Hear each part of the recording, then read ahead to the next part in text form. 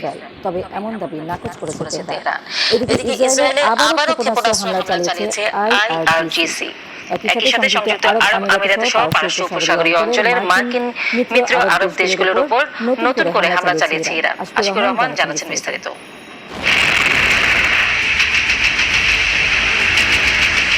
প্রায় ৩ সপ্তাহ ধরে চলছে যুক্তরাষ্ট্র, ইসরায়েল ও ইরানের যুদ্ধ। পাল্টাপাল্টি হামলায় অবরুদ্ধ মধ্যপ্রাচ্য।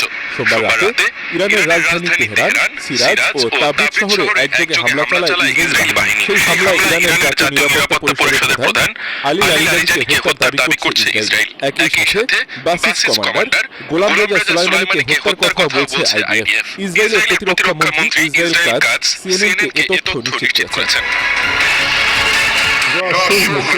ইরানের শাসক গোষ্ঠীকে হত্যা করা হচ্ছে এবং তাদের সক্ষমতা ধ্বংস করে দেওয়া হচ্ছে। আমাদের সেনাবাহিনী ইরানের ক্ষেপণাস্ত্র সক্ষমতা এবং কৌশলগত অবকাঠামোতে আঘাত হানে তা সম্পূর্ণভাবে ধ্বংস করছে।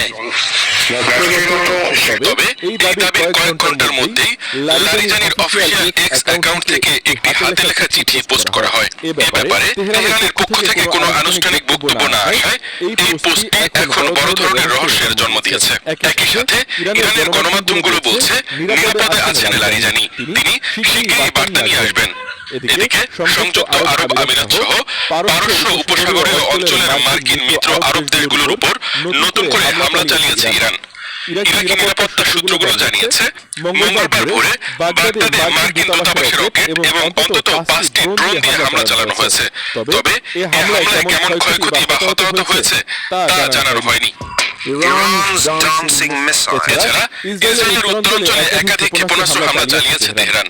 এই হামলার পর দেশটির উত্তরের জনপদগুলোতে আতঙ্ক ছড়িয়ে পড়ে। IDF এক বিবৃতিতে জানিয়েছে তাদের আকাশ প্রতিরক্ষা ব্যবস্থা সক্রিয় রয়েছে এবং পরিস্থিতির উপর কড়া